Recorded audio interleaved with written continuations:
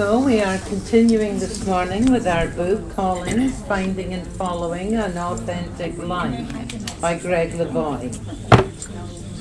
And so far, we've discussed the way that calls come to us, as in encounters, dreams, synchronicities, illness even. We've discussed how we can invoke the calls through pilgrimages and through looking back into the past and using past memories as a way of moving forward. Last week we began to look at saying no to calls. And of course the most famous instance of saying no to calls was Jonah, who was instructed to go to Nineveh, if you remember, and he thought he could just take off and I forget the name of the place that he was heading to. Yes, Tarshish, which was in completely the opposite direction. But of course he ended up in the belly of the whale for 3 days. And the whale eventually spewed him out on the coast of Nineveh. So he travelled for free. So there you are, you see. Yes, thank you. Speaking from our world traveller here, she loves the free travel that he was given.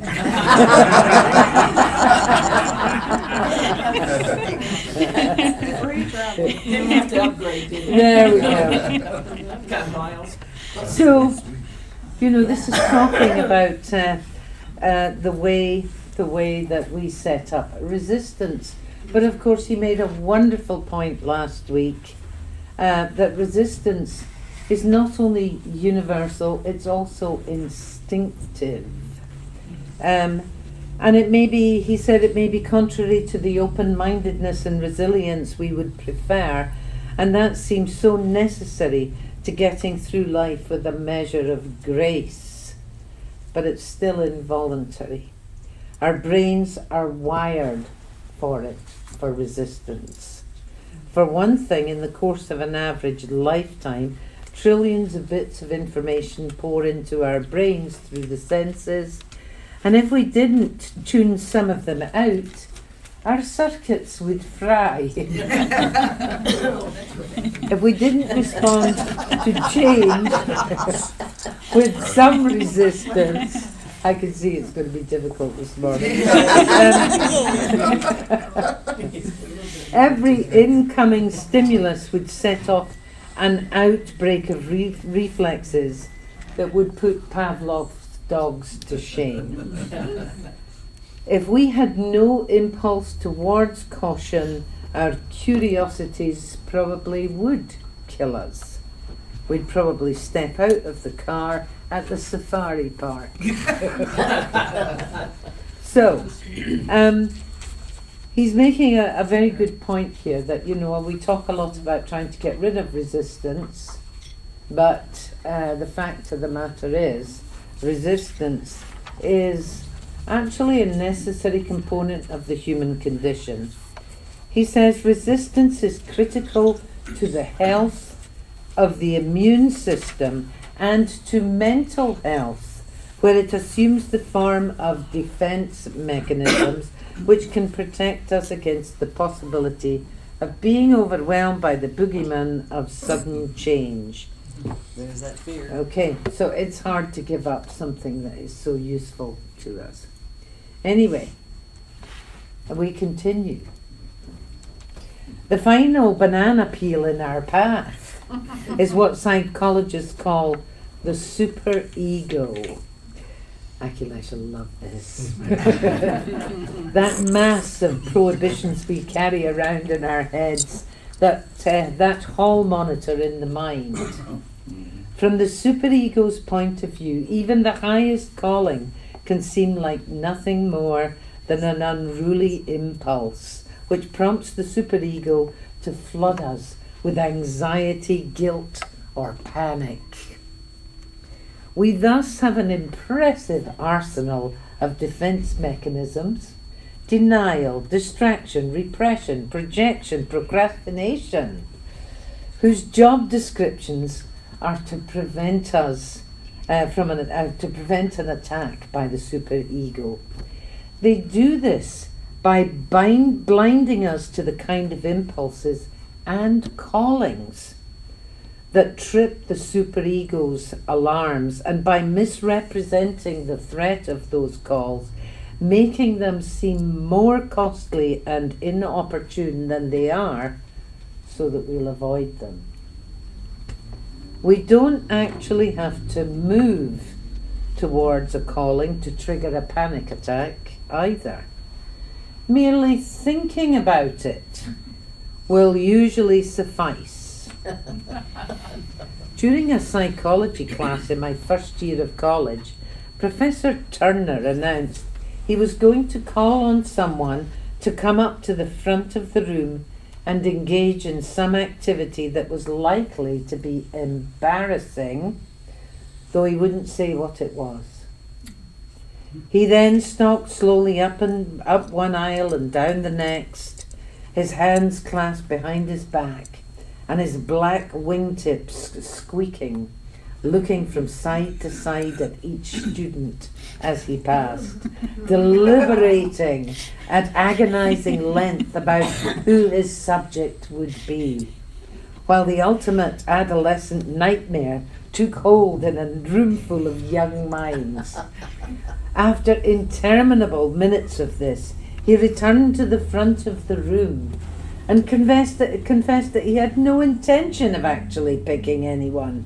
He just wanted to introduce the day's subject matter, the power of suggestion.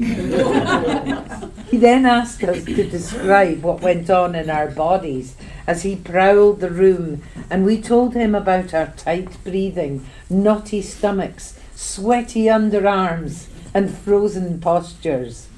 A few confessed to having prayed.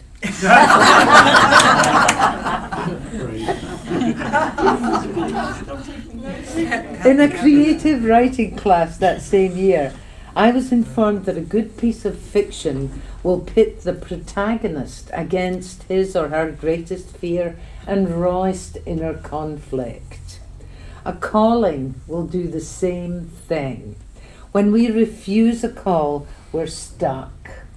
And we're stuck for a good reason. As long as we're conflicted, our story won't be complete and we can't unrestrainedly follow the call. The hell of it is that we protagonists would rather choose chronic anxiety over acute confrontation.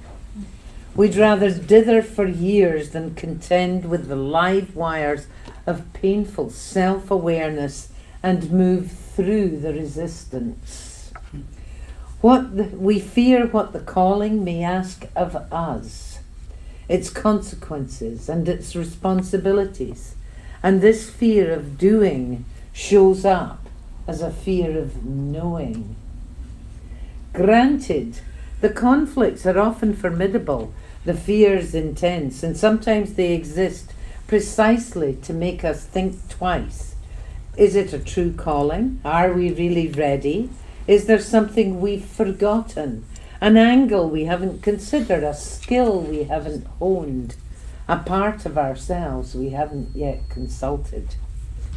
Maybe the conflict is with another calling, or a previous commitment, or somebody else's calling. Maybe the conflict is between two competing beliefs, for instance. You can do it versus no you can't. Maybe the conflict is with a stony taboo that has to be broken before you can follow a calling, as in the case of those who feel ashamed of their calls and whose response to them begins and ends with the words, "Real men don't," or "Nice girls don't." Or, as in the case of a woman I know who's gaining recognition in her field and whose mother recently told her, "Don't dare do anything that will take attention away from me. Oh my goodness. Maybe you feel called to finally heal your relationship with such a mother. But what stands in your way is a wall of rage or a well of deep sorrow so deep that when you drop rocks down into it, you never hear them hit bottom. Maybe the hostilities are between the urge to honour ourselves and the fear of losing others, which is a primally terrifying choice, or one that most people settle as they have since they were children, by giving up on themselves and choosing approval rather than authenticity. What happens then, says Maslow, is that our centre of gravity is in them and not in ourselves. And what has been lost? Just the one true and vital part of us, our own yes feeling, which is our very capacity for growth. This is not life, not our life. It's a defence against death. Whatever the impediments, it's best not to resist the resistance. This only keeps the drama going. Best not to try talking yourself out of it, or letting others try to talk you out of it, or attempting to brainwash yourself with affirmations. I like that. It can even be dangerous, trying to tear your defences away or to force confrontation with them. People can crack. Besides, it's contrary to the outcome you want, which is to open to change, to follow the Tao Te Ching's advice, to roll up your sleeves without baring your arms. I know I change more effectively, social activist Fran Peavy says, when people work with me to overcome my resistance, rather than banging me over the head and saying, change already. If resistance could be plucked from us like a bad tooth, Carl Jung once said, we would have gained nothing, but would have lost as much as thinkers deprived of their thought, or moralists deprived of their temptation, or the brave deprived of their fear. This would not be a cure, it would be an amputation. There are just as many reasons not to follow a calling as there are to follow it, and both good and bad consequences either way. You just need to figure out what decisions will assure that when your life flashes before your eyes, it holds your interest. Otherwise, you might be bored to death. Resistance blooms naturally in the presence of change. You will encounter resistance in all attempts at ascendance, physical or spiritual. I think an acquaintance of mine summed up the fearsomeness of callings quite neatly when he said, "You shall know the truth, and it shall make you nap."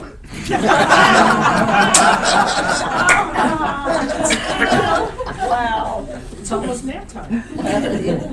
The theme of the sleeper and the sleep that precedes awakening is age-old in the heroic journey tales of the world. Rip Van Winkle, Sleeping Beauty, Snow White, Brunhild in her magic slumber, the Hindu king Machukunda, who slept until brought around by Krishna, and of course Jonah in the bottom of his boat. If our resistance to a calling doesn't take the form of outright refusal, whether it's a quiet withdrawal from life or an obstinate stomp on the ground with a puff of dirt for an exclamation point. I love that.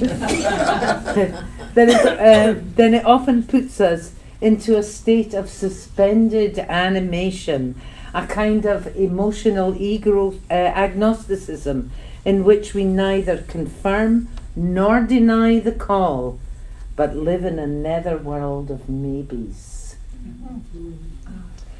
I met someone in this condition at one of my retreats in Oregon a few years ago. For 5 days, she sat in the doorway with 2 legs of her chair poised inside and 2 legs outside the conference room. By doing this, says Eric Maisel in his book, Fearless Creating, we avoid the anxiety of saying yes and the guilt of saying no, though it isn't a state of calmness and equilibrium, but of tension and maddening equivocation. Prolonged, it's a soul-withering and bone-dissolving situation. It's vital, he says, that you clearly hear this deadly, silent no, this damned 7/8 no that can steal decades from your life.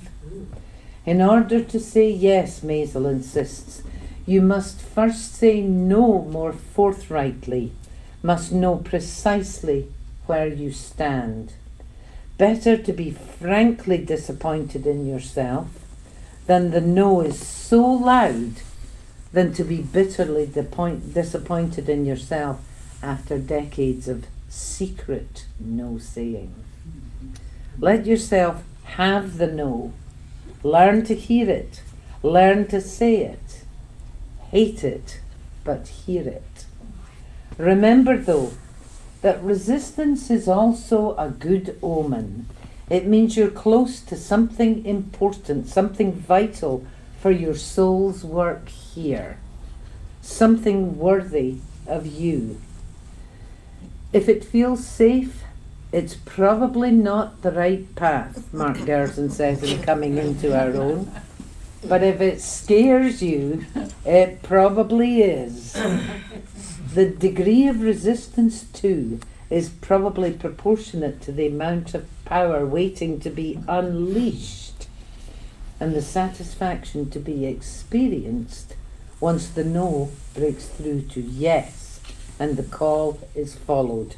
Once you follow your passion and faith to wash you overboard and carry you to the shores of Nineveh to be expelled in a pool of ambergris. Ew. There you go. It's a whale for you. All right, come on. So saying no is it's up to you. It's free will. You can have the choice. Maybe. Yes, Stephen. Things come to us in the way we need them and in the time we need them. And so it doesn't fit everybody. Right. But this morning, I was having some chronic neck ache.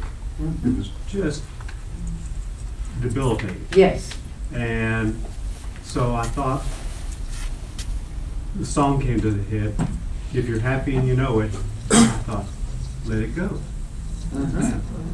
And the more I sang that, within 3-4 minutes, within my mind, it was gone. Wow. Wow. Yeah.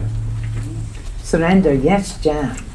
When I was, when we had the big drum circle down at Living Arts, the African drum circle, our leader, Michael, we'd have like 45 people there, and he would go around and select people to do solos.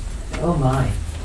And it just, I could hear it in my head, and then he'd point to me and I'd just freeze. And I could feel my face getting red, and I'd kind of go, blah, blah, blah, blah, and it was horrible.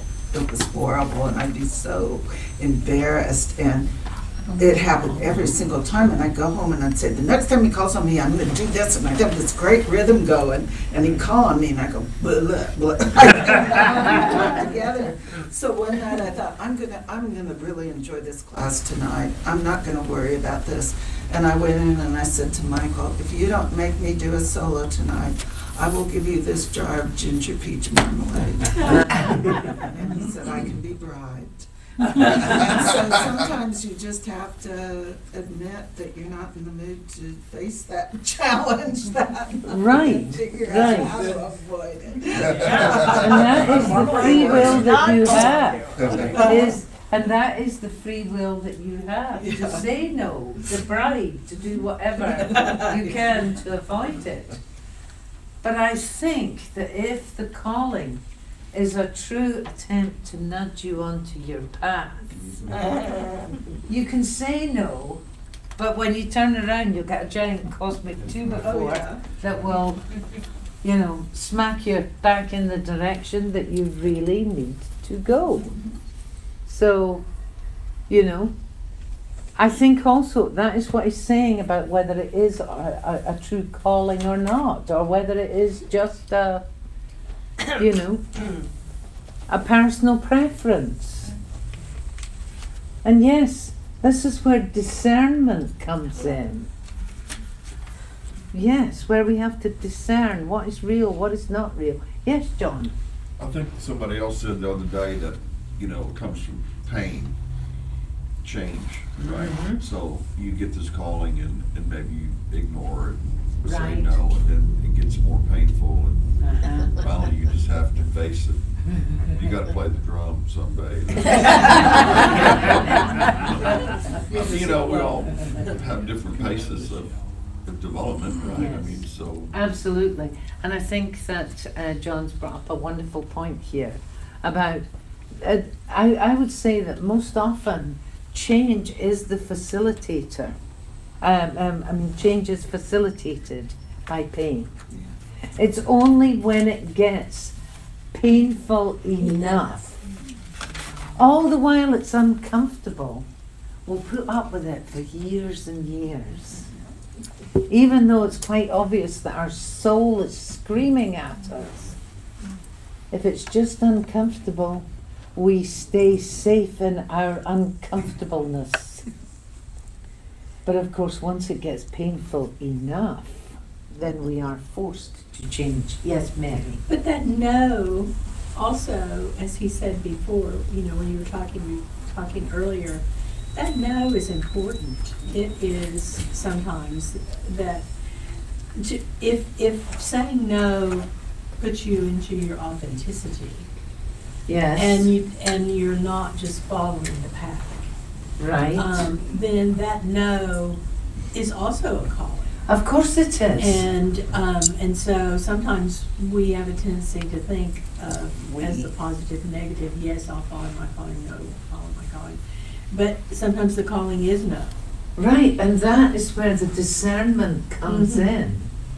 That you have to ascertain. And it can be lonely to say no. Absolutely, yes it can. Yes, your superego doesn't talk to you for a while you get to the no. So, but yes, it can be lonely, because if you make that choice, that no is the calling, sometimes that's more difficult than responding to yes. Ruth Ann. With that in mind, Yes. I'm just going to talk about that most of my life I've been trying to be a doer, a person who does, who takes action, you know. Uh-huh. And I am struggling right now with fear in place about becoming just a beer. Well, Now, this yes. is exactly what you're talking about. Exactly. And you know, I'm really struggling with understanding how to just be, because it's so against what I thought of as my nature. Yes, because most of us have been socialized to believe that approval comes from what we do, and it does. We're not often rewarded for just being. Yes, Jason. I also think doing is a yoga path. It is one. Yeah. If it's naturally Yes. a path to take, my dad's a big doer. That's all Right. he does is work, and that's his calling and his Yes. way of finding that peace. Yeah, is through work. But I through think doing. And I- that was my calling for a while, but callings shift. Right, they do shift. But also, I think that you have to realise that most of the time, the doing is actually a search for approval. We don't just do just for the sake of doing. For the most part, we do looking for approval. And when we change from that state of doing, which we think many times will guarantee us approval, to a state of just being, it's extremely scary. Who's going to approve of us now? Well, it's bringing you back to the centre again of the only true approval can come from yourself. And sometimes being forced to be is actually taking you back to that place for self-approval. It all comes down to self-love. Every bit of it. You're shaking your head violently over there, Ruth Ann. Not violent. I'm not ever violent. I shouldn't say that. Well, it was That- more vigorous Well, than no, normal. what you were saying doesn't fit my situation, but that's cool. It fits some. Go with it. Okay. All right. Anybody else? Any opinions? I mean, I don't know, I kind of disagree. I don't do things for approval. Maybe on the Right. surface you don't. No, but inside of myself, I know, I don't know if it was part of the way I was raised, but we were always taught to do, give 100% or don't do it at all. And that's the way I've always done it. And I know Okay. myself, if I do something, I did it to the best of my ability, and that's the way it is. Then And- that is where and the I don't care that what. is where the approval from the family comes. You were told either give it 100% or don't do it at all. The approval comes from giving it 100%. But I don't do things seeking like I'm gonna, This is It's- you did a great It's job. not- it's I don't ingrained. expect anyone to say No. you did a great job because I know I did a great It's job, not and I a- don't care. It's never a conscious decision. Right. It's a subconscious motivator. It's ingrained. It's ingrained, it's socialized, it's, yes. Can you ever have Yes. multiple callings that are in conflict with one another simultaneously? Yes. This is where the discernment This is where has you're to come in. Which one are you going to That is the address calling. and run with first? Perfection. But that could also be a distraction, right? It could, Two callings, one trying to pull you away from the other. it could. It could be a subconscious distraction because you don't want to face the one that you know you are actually being called to do. Maybe the message is, Very painful. maybe the only message is learn how to choose. Sandy, yes. Isn't it like we all, even if we are humans, we have some purpose in life? Yeah, I was saying, isn't it like, so we really, like, what I feel is, or believe, I don't know, that sometimes it is from inside, like what we want to do. It's not, so maybe it is like, it's not for approval of other people, but from inside we feel like doing something. It's your soul Yeah. screaming. Yeah. Yes, I do feel that. Akhilesh. So I was just thinking, what if someone's calling us to suffer and engage in activities that are not at all ego enhancing and don't make them feel good about themselves? Well, Most of the callings are like that. the whole thing is that, is that the lesson that you came to learn, that you don't actually have to suffer. Yeah. But the thing is, do you know you found your calling if that's the case? Or are you always looking for something that makes you feel good? Because if you're chasing the experience, then is that really a calling? Or, I mean, you know what I'm saying? Well, I think though many times the calling itself or the embracing the calling is a very painful thing. Because it is change. And any time we are faced with change, it's difficult. It's you know, it's not an easy thing to do, and that is why the ego doesn't want things to change. It's comfortable in its uncomfortableness. And so, when the calling comes, you have to ascertain, or you have to discern whether the pain is worth it to embrace the change. Yes, Jason. It's almost like a toothache forcing you to go to the dentist. Like, you know, it's a little bit at first, and you're like, no big deal, and then a couple of months, it gets a little worse, and you're like, maybe I should go, but no. That's a really good analogy. Yes. Marianne. Well, this is going backwards one step to her. That's all right. There's someone in here I know who, she seems to go in behind the surface screen of things. She goes in behind and looks at the energy and what can be done, and she knits things together for the highest good. And so, and she often says, if I could do everything without people knowing, I would do it that way. Yes. So some of those words you're saying don't apply to her, maybe, that people do it. Well, except that, like Sandeep said, maybe it's for our own approval that we've done it right. That's what I was trying to get to. It's to the approval of our own soul. It comes back to self-love. Yes, Margaret. It came to me that through following my path that I have been met with a lot of letting go of people, letting go of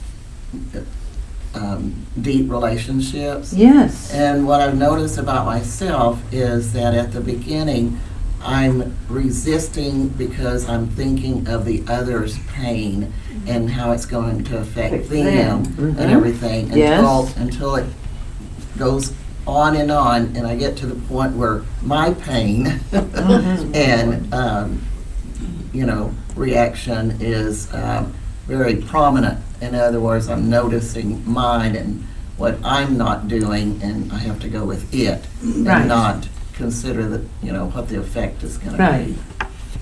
That's yes, Laura. Can you explain the difference between superego and ego? I got lost. I'd be interested to know. Well, it's basically this Freudian complex, concept that we have an ego, a superego, and an id.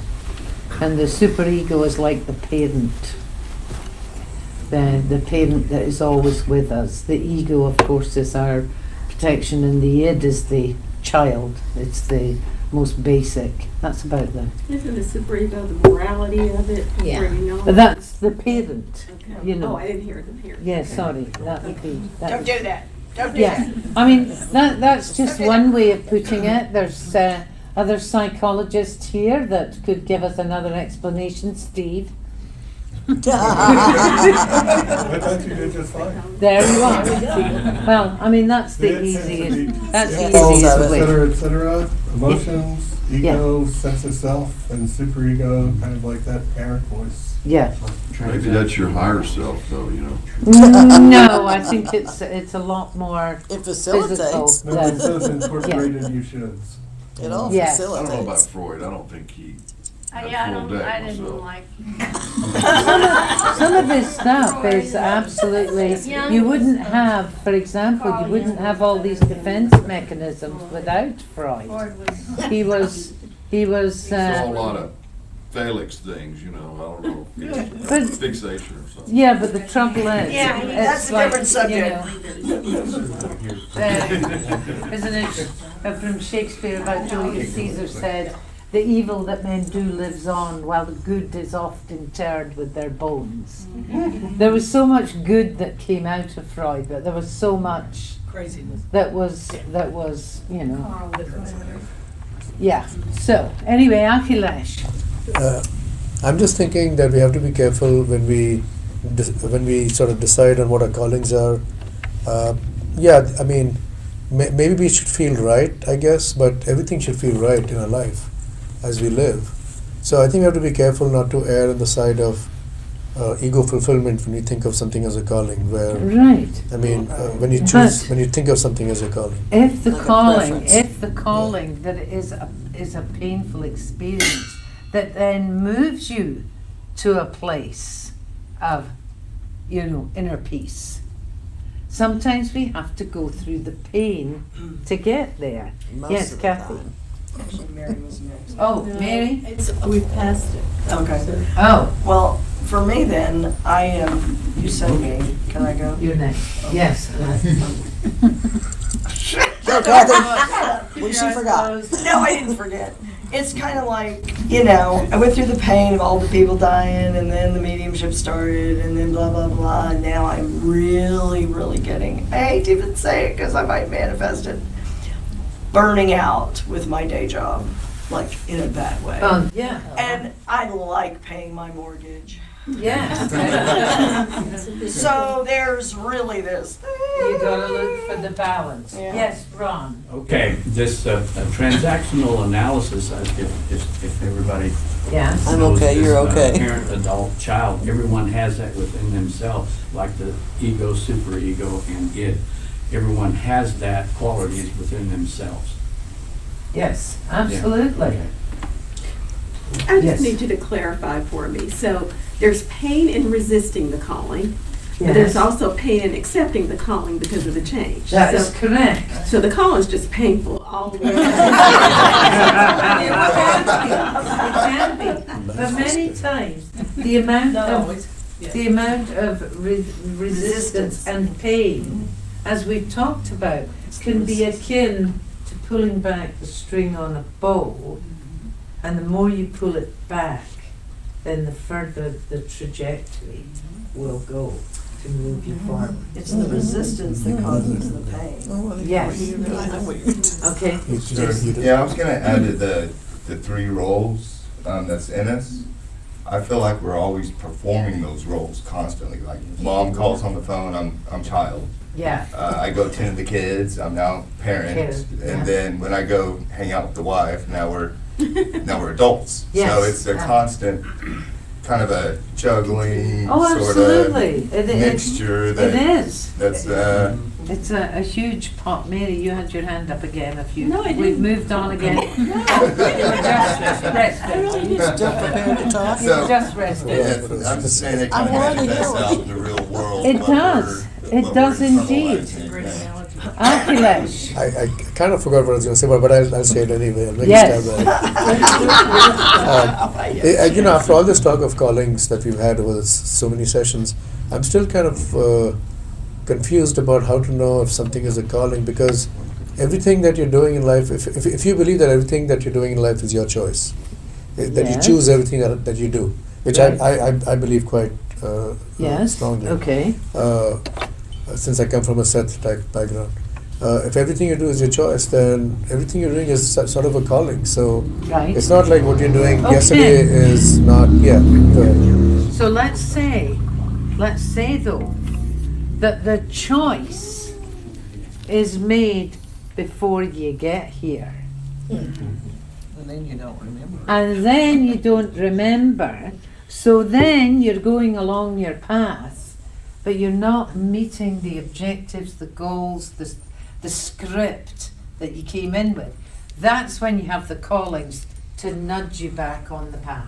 Finally, Mary. Yeah, okay. had And something to this say. relates to something that, a word that was said last week in this context, which was mystery, the mystery of the calling. Uh-huh. And so I believe the way that Akhilesh does. And so these callings that are coming, we have orchestrated them or in some way or another. And depending upon who we are and what appeals to us, the callings can be very mysterious or very abrupt or very, I know at one point in time, that thing that I'm still not sure about that I kept getting over and over in a different way, I thought to myself, oh my God, look what I've created here. This is really mysterious and intense, and because that's what appeals to me is what's around the next corner. What is that? And so that we are so creative. I mean, that's who we are, is creative. Right. And so we're capable of doing many different things in many different ways with these calls. But I think that you summed it up when you said, we have orchestrated these callings. It's not from anybody else. It's from our own higher power, our own soul. So Emerson called them the whispers of the soul.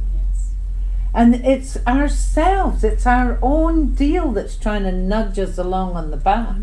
So yeah, I believe we create everything too, but that doesn't mean to say that we have a fixed, roadmap. Oh, okay, next stop is enlightenment. That's not over here. Sorry to have to tell you.